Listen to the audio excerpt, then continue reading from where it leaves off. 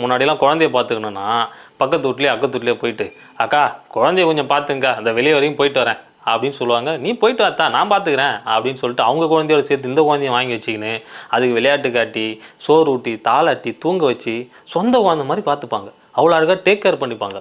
ஆனால் இப்போ சிட்டியில் அப்படியே கூப்பிட்டு போய் டே கேரில் விட்டுறாங்க.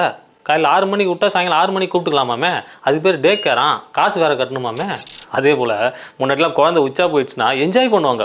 எங்கே பாரு மாமா மூஞ்சிலே உச்சா போயிட்டான், எங்கே இன்னொரு போ நான் சரியாக பார்க்கல அப்படின்னு சொல்லிட்டு என்ஜாய் பண்ணுவாங்க.